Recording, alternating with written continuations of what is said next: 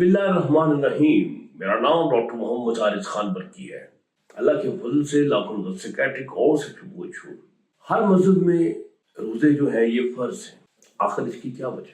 रोजों के जिस्मानी, नफ्सियाती और रूहानी पहलू हैं, और आज मैं आपको बताऊंगा कि इनके जिनसी पहलू भी हैं। ये एक ऐसी इबादत है जो आपकी जिंदगी के हर पहलू को रोशन कर देती है। आज की वीडियो में मैं दो पहलू पे गौर करूंगा, इसके जिस्मानी और जिनसी पहलू कि इसमें इसके क्या क्या फायदे जो हैं वो पोशीदा हैं।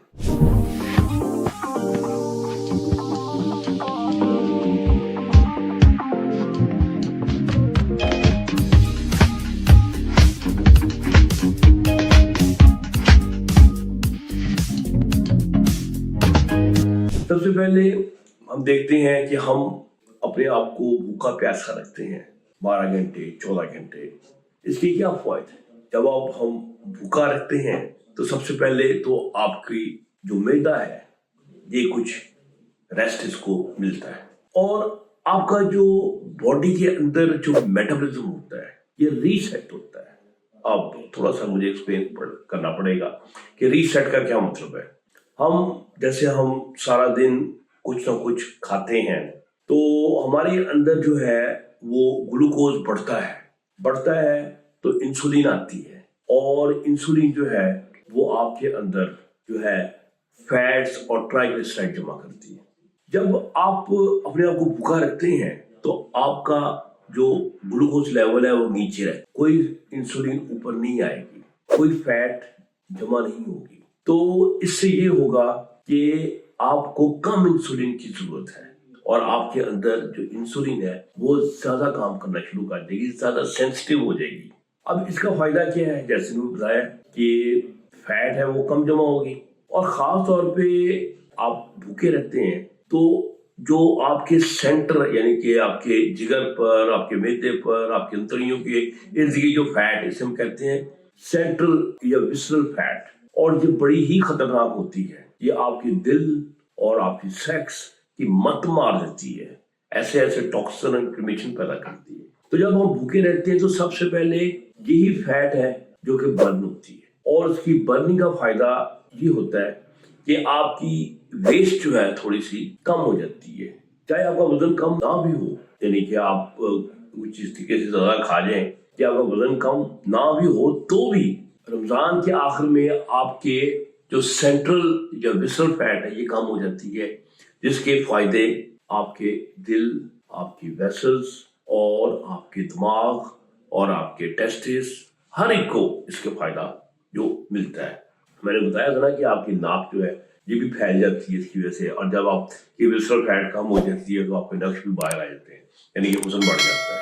अच्छा, फिर दूसरा हम इसके फायदा है ऑटोफेजी। हमें पता है कि क्या चीज है। जब हम ज्यादा देर भूखे रहते हैं तो ये होता है कि हमारी बॉडी के अंदर जो ऐसे जमा हुए होते हैं एक्स्ट्रा प्रोटीन पड़े होते हैं, डेड सेल होते हैं। जैसे आप एक किचन में काम कर रहे हैं और साथ डर्टी किचन है जिसमें आप पुरानी चीजें जमा करते जाते हैं, लेकिन अगर भूख पड़ जाए तो आप उन चीजों में उसको निकाल के खाते हैं।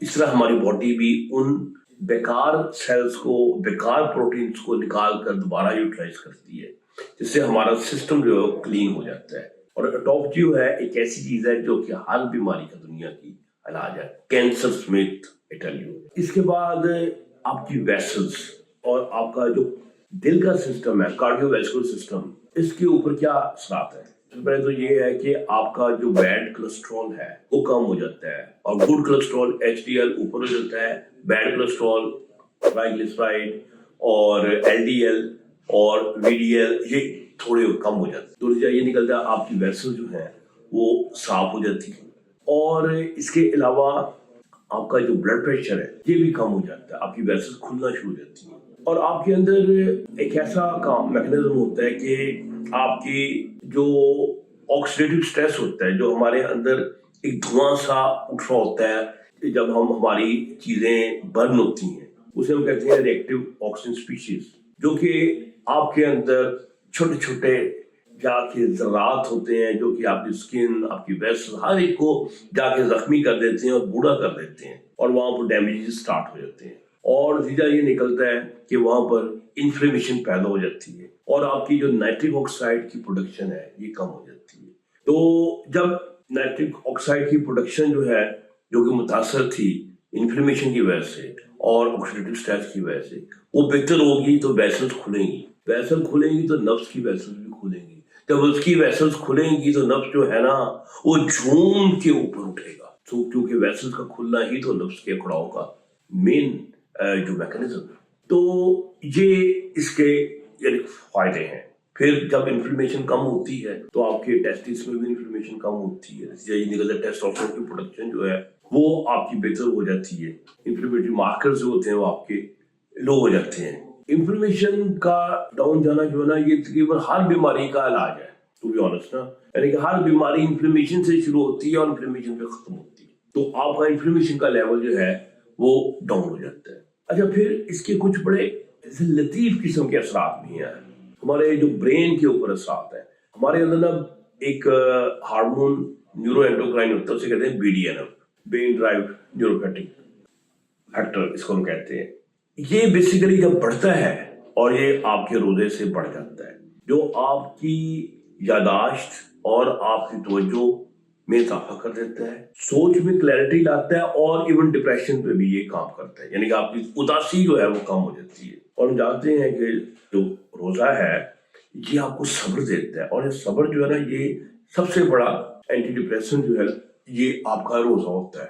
تو ہم دیکھ رہے ہیں کہ آپ کی ویسلز جب بہتر ہو گئی، آپ کے جو کپوروں نے جو مردانہ ہارمون ہے وہ زیادہ پیدا کرنا شروع کر دیا۔ کیونکہ آپ کا جو انفلیمیشن کا لیول ہے وہ کم ہو گیا، آپ کے موڈ میں اداسی کم ہو گئی ہے، سو جوش اور جذبہ جو ہے آپ کے اندر بڑھتا جا رہا ہے، اور آپ کی ویسل جو ہیں یہ کھلنا شروع ہو گئی ہیں کیونکہ نائٹرک آکسائڈ کی پروڈکشن بڑھ گئی ہے، اور اس کے اندر فلو بڑھ گیا ہے کیونکہ کولیسٹرول کا لیول آپ کا کم ہوتا جا رہا ہے۔ اس کا مطلب یہ ہوا کہ آپ کا ہر سسٹم جس کا ڈائریکٹ تعلق آپ کی جنسی زندگی سے ہے وہ کچھ نہ کچھ بینیفٹ حاصل کر رہا ہے، اور یہ جو سائنسی ایویڈنس موجود ہے کہ ہر جو سسٹم ہے اس کو بینیفٹ ہوتا ہے روزہ رکھنے سے۔